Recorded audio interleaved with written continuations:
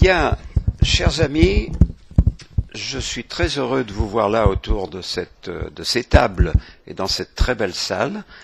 La dernière fois, nous étions dans une salle trop petite, donc j'ai demandé une salle plus grande cette fois-ci. On va peut-être pas arriver à la remplir, cela dit, j'attends quand même au moins une bonne dizaine de personnes. Si vous faites le tour et si vous comptez, j'avais normalement 62 inscrits. Alors, il y en a 5 qui sont désistés dans la journée, mais malgré tout, ça fait pas 57, ils sont pas là. Hein. Bien, eh bien, donc je vous remercie pour ceux qui sont là, et en particulier certains d'entre vous qui sont arrivés effectivement à 19h15, comme je l'avais demandé. Donc c'est effectivement très pratique de pouvoir rencontrer les gens et s'organiser un tout petit peu mieux qu'autour de cette salle quand tout le monde s'installe. Voilà, je vais être très bref, rassurez-vous, parce que nous avons des intervenants de qualité qui interviendront, comme tous les intervenants. Bon, vous n'êtes pas obligé de rire, bon. Je voudrais rapidement vous rappeler malgré tout notre objectif. Je l'ai résumé, c'est pour ça que je vous ai prévenu que mon discours sera très court. Profiter de l'intérêt porté au projet Un nouveau logiciel pour la France pour faire connaître les solutions libérales au plus grand nombre. C'est l'objectif global et ça reste toujours cet objectif-là. Alors maintenant, cet objectif est-il atteint ou sur le chemin de l'être? Grande question. Alors je dirais oui, puisque plus de 10 organisations libérales nous suivent depuis le début. Et je voudrais bien évidemment citer en tout premier ceux qui sont là depuis la première fois et qui sont toujours là, Contribuables associés, je vais en oublier, Héritage et Progrès, Bastia, le Cercle Bastia et Bastia 2017. Thierry Jalas avec l'AESCPL. J'intervertis toujours les lettres. Il est plus intéressant de savoir qu'il s'agit de l'association qui fait la promotion de futurs syndicats libres et responsables. Je crois que quand on a dit ça, on a pratiquement tout dit. Sont ici normalement, mais il n'est pas encore arrivé, Contrepoint, qui nous suit régulièrement. Dis-moi Didier, qui est-ce que je suis en train d'oublier? Bastia, je l'ai dit. Il est nouveau, c'est un nouveau, donc on n'en parle pas tout de suite. Parmi ceux qui sont là, effectivement, je crois que j'ai cité la plupart des gens qui nous suivent depuis le début. Donc ça, c'est particulièrement intéressant, et quand j'ai dit que vous étiez 10, c'est parce que effectivement, quand on aura fait le compte tout à l'heure, je pense qu'on pourra dénommer 10 personnes représentant des associations. Alors, je dis que, est-ce que cet objectif est atteint, ou est-ce qu'il est sur le chemin de l'être? Je réponds oui aussi, grâce à Contrepoint, alors c'est dommage qu'il ne soit pas arrivé, et au Parisien libéral, mais lui, il est là. Nous avons de nouveaux participants et plus de lecteurs du blog. Hein, le blog qui s'appelle Un nouveau logiciel pour la France. Je pense que tout le monde sait y aller, c'est regarder les quelques messages que je mets dessus, puisque jusqu'à ce jour, je suis quand même le seul à y mettre des messages, sans doute parce que j'ai pas su faire autrement pour inciter d'autres personnes à le faire. Par contre, je dirais non s'il s'agissait d'interpeller les grands médias. Alors peut-être que je me trompe. Y a-t-il dans cette salle des représentants de grands médias? Alors, il doit y en avoir, mais ils se cachent. Ils se cachent, donc nous verrons les articles demain matin dans la presse, puisqu'ils n'ont pas voulu se signaler. Je dirais non aussi si, pour perdurer, il aurait fallu disposer de plus de ressources et de plus de participants actifs. Alors là, je ne suis pas en train de vous faire un reproche parce que vous êtes là. Alors c'est toujours pareil, quand on parle de ça, on a l'impression de taper sur les gens qui ont fait l'effort de venir, alors qu'il s'agit en fait de taper sur ceux qui ne viennent pas. Et je dirais même de taper sur ceux qui disent venir et qu'on ne voit pas. Alors ça, c'est encore un autre problème. Je ne veux pas vous le faire partager, mais sachez que c'est un problème qui me pose énormément de difficultés. Parce que, en fait, nous faisons une réunion trimestrielle. Donc trimestrielle, ça veut dire tout bêtement qu'on dispose à chaque fois, théoriquement, de 2 mois pour la préparer, au moins. Eh bien, croyez-moi, ces 2 mois, ils sont vraiment nécessaires. Ils sont vraiment nécessaires pour envoyer des messages, pour envoyer des courriers, pour rappeler, pour avoir des réponses. Alors des réponses, j'en ai. J'en ai régulièrement. Il y a des gens qui me répondent la première fois, qui me répondent la deuxième, qui me répondent la troisième, qui me répondent la quatrième, en me disant « je crois vous avoir dit que je viendrai ». Et ceux-là, ils sont 5 ou 6. Mais ceux-là, je les remercie beaucoup, parce que ça, c'est vraiment très sympathique, parce que ça permet au moins de savoir que les messages sont arrivés. Alors, cela dit, il y en a d'autres qui répondent jamais, bon, ça c'est évident, et puis vous savez tous ça. Et puis il y en a aussi quelques-uns qui répondent et qui disent « je viendrai ». Alors ceux-là, on les inscrit sur la liste. La première réunion, nous avions 75 personnes inscrites. Nous en avons eu 40 de présentes. Cette fois-ci, il y en avait 62. 5 qui sont excusés, donc il en reste 57. Comptez-vous, on n'est pas encore une trentaine. Donc vous voyez que c'est effectivement très très difficile de s'en sortir. Alors je fais abstraction de tous les gens qui m'ont appelé dans la journée pour me dire où est-ce que c'est, à quel numéro, à quelle heure c'est, enfin bon. Passons là-dessus, je peux répondre, c'est pas ça qui va me poser énormément de problèmes. À tout cela, je voudrais bien sûr apporter une conclusion, mais je l'apporterai qu'à la fin de la séance, si vous permettez. Je prie de m'excuser auprès de ceux, je m'excuse auprès de ceux qui devront partir avant, mais ma conclusion, elle viendra à la fin. Et je vais très rapidement donner la parole à nos excellents intervenants qui vont me faire l'amitié de venir occuper le siège présidentiel. Et le premier qui va venir est un ami de longue date, un ami très très très cher à beaucoup d'entre vous. Je l'appelle parfois notre sage, je l'appelle celui qui nous guide le plus souvent. Je veux dire, Jacques de Guénin, veux-tu bien prendre la place de l'intervenant? Et je vous demande de l'applaudir. Oui, comme ça, si vous n'avez pas envie d'applaudir après, ça sera fait. Hein.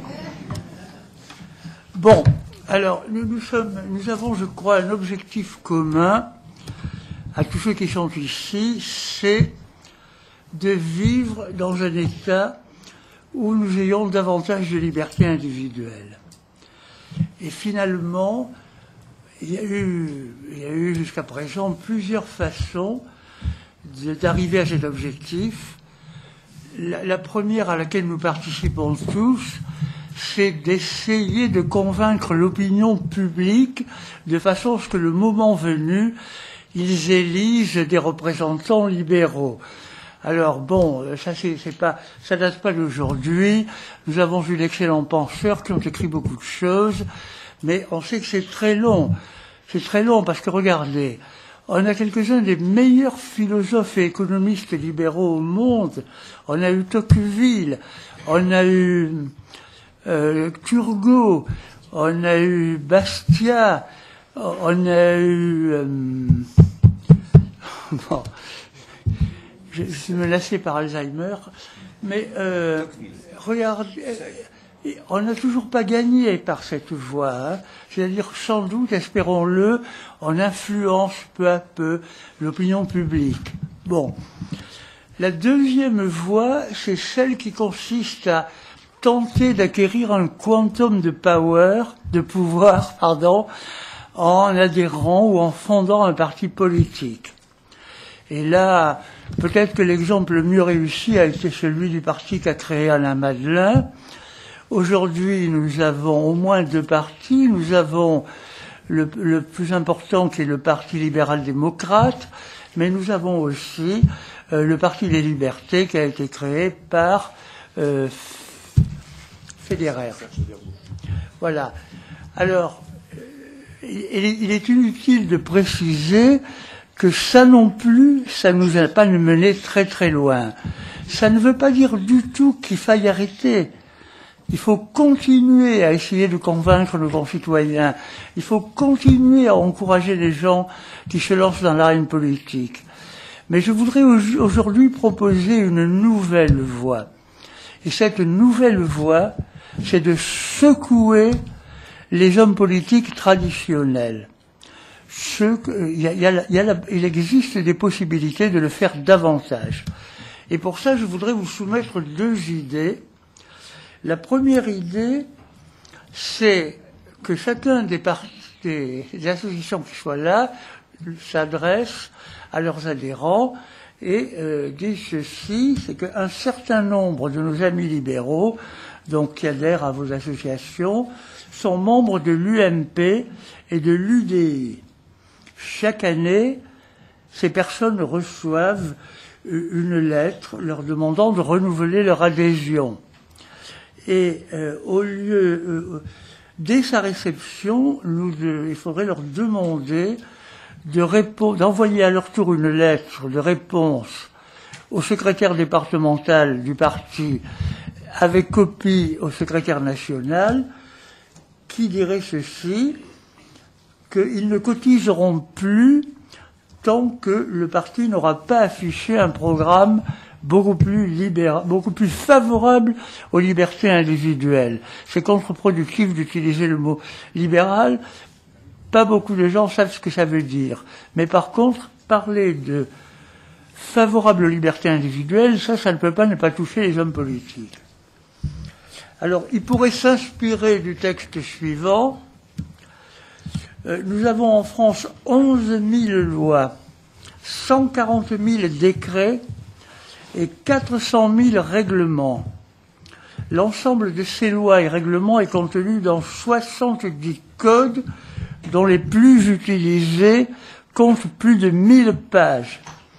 Ainsi, le Code du travail ne compte pas moins de 3405 pages et s'enrichit en moyenne de 60 nouvelles pages par an. Or, chaque loi nouvelle, chaque règlement nouveau est une nouvelle atteinte à nos libertés. C'est assez clair, hein? Bon. De plus, leur mise en œuvre, la surveillance de leur application engendre un accroissement de fonctionnaires et de dépenses, donc un accroissement d'impôts, de taxes et d'endettement. Lorsqu'ils étaient au pouvoir, n'oubliez pas que c'est toujours la lettre qu'on adresse à ceux qui nous demandent une cotisation. Lorsqu'ils étaient au pouvoir, l'UMP et l'UDI ont continué à aggraver cette situation. Je ne renouvellerai mon adhésion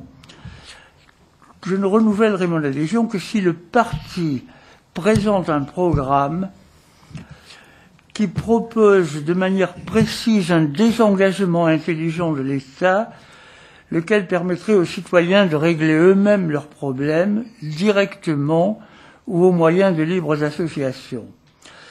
Alors voici quelques pistes, c'est toujours dans la lettre ça. Le salaire complet et l'épargne retraite défiscalisée pour permettre de s'assurer soi-même contre la maladie et de préparer soi-même sa retraite.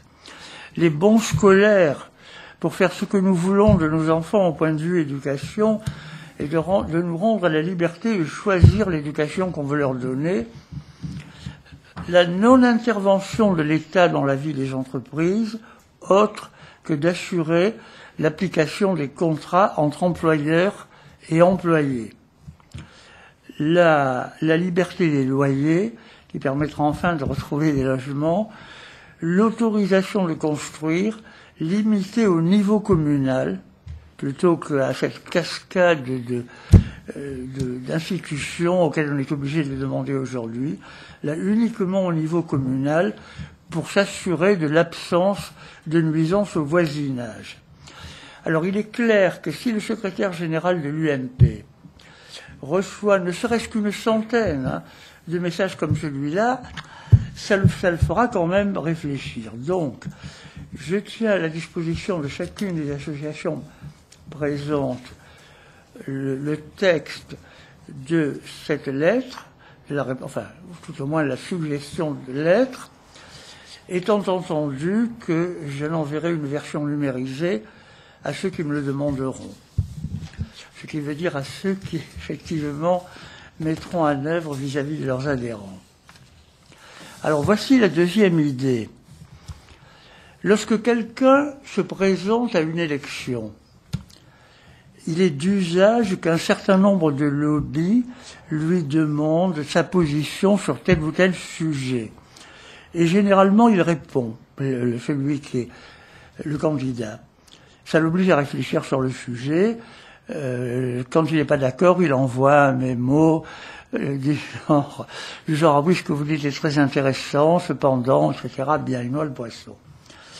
Mais l'idée serait d'envoyer à chaque futur candidat un manifeste qui aurait été signé par un nombre croissant de personnes, parce qu'à partir d'aujourd'hui jusqu'en 2017, il y aura des partiels, il y aura des candidats, par exemple, aux élections régionales, et il faudrait que on ressorte indéfiniment le même manifeste. Alors, je vais vous le lire, en m'excusant du fait qu'il y a une petite redondance par rapport à ce que je vous ai lu précédemment, mais c'est quand même pas mauvais de s'imprégner des idées fondamentales qui sont contenues là-dedans. En France, nous avons de l'ordre de 11 000 lois, 140 000 décrets et 400 000 règlements. On ne sait plus les compter exactement.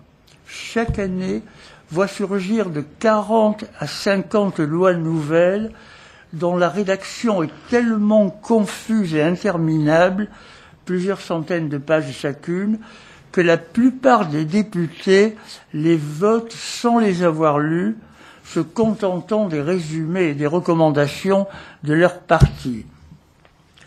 L'ensemble de ces lois et règlements est contenu dans 70 codes, dont les plus utilisés comptent plus de 1000 pages. Ainsi, le code de l'urbanisme en compte 3265, décourageant ou retardant la construction de nouveaux logements de 2 mois à plusieurs années.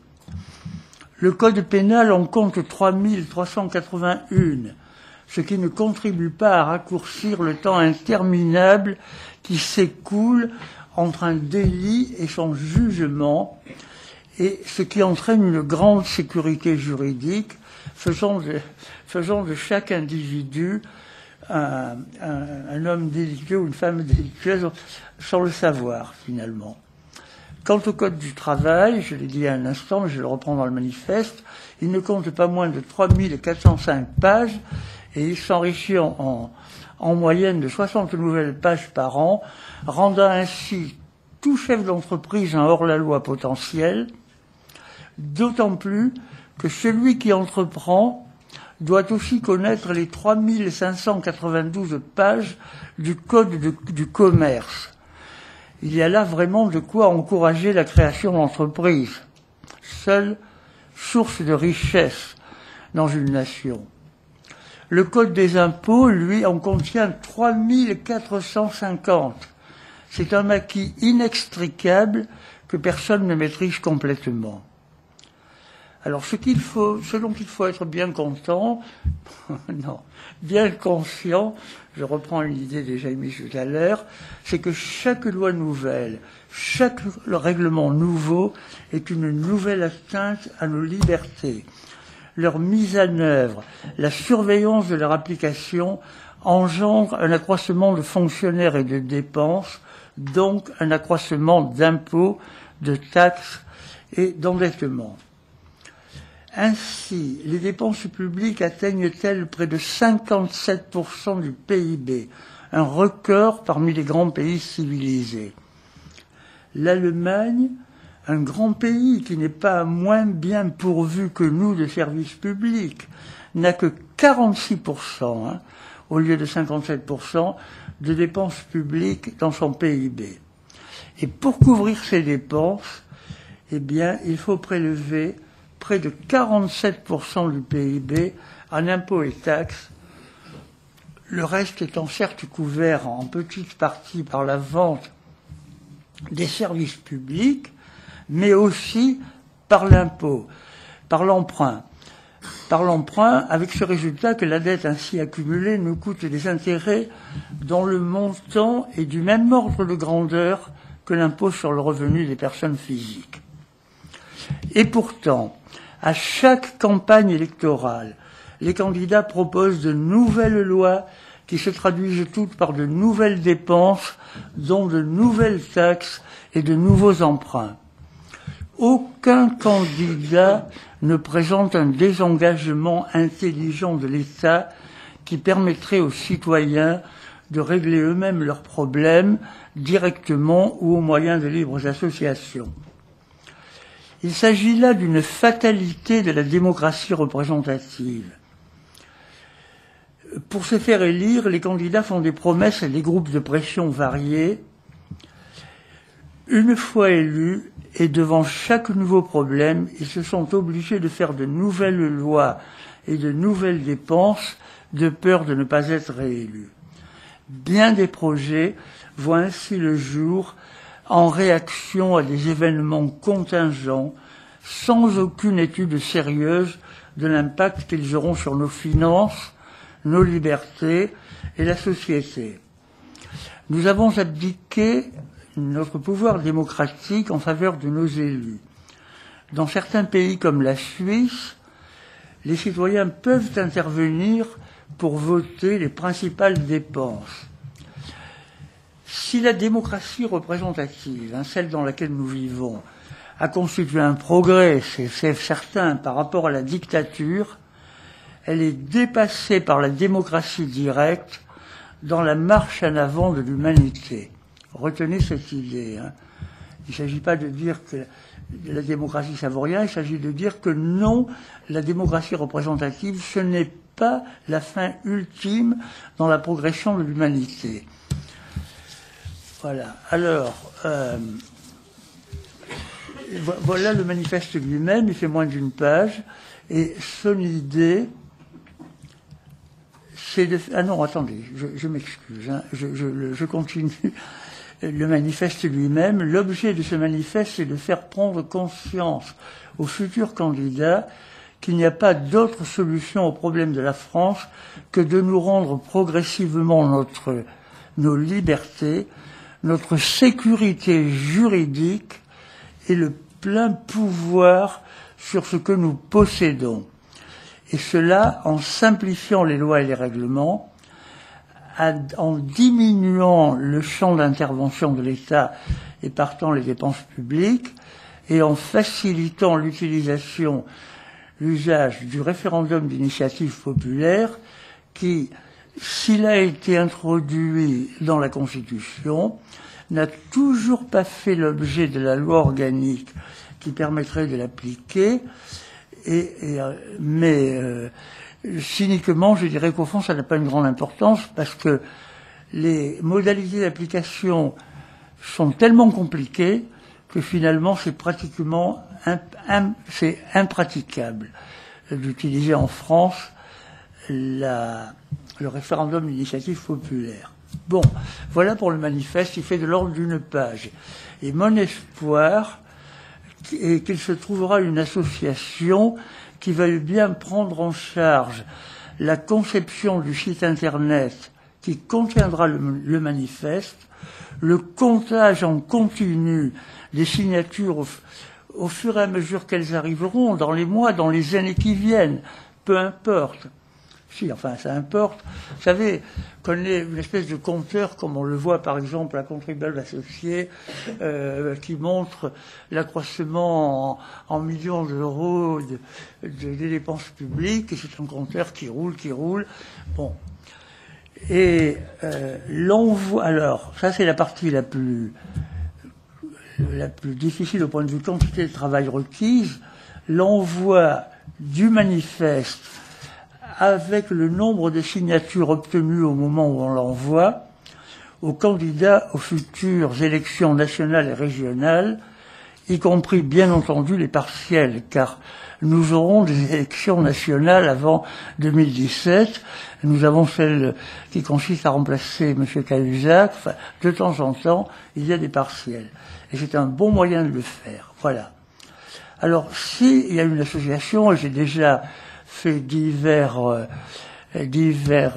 tentatives pour intéresser certaines associations. Je n'ai pas obtenu de réponse négative jusque-là. Je n'ai pas encore obtenu une réponse définitivement positive. Mais Je pense qu'on peut compter sur toutes les autres associations libérales pour demander à leurs membres de signer le manifeste et de le faire connaître autour d'eux.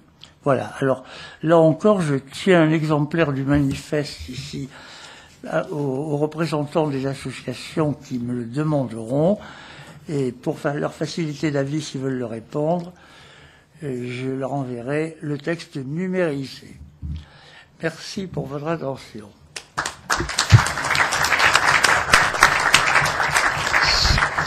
Si tu permets, Jacques, je l'enverrai à nos correspondants, à ceux qui font partie de la liste des gens qui sont invités, alors ceux qui sont présents, puis d'autres qui ne sont pas présents. Bien entendu. Okay.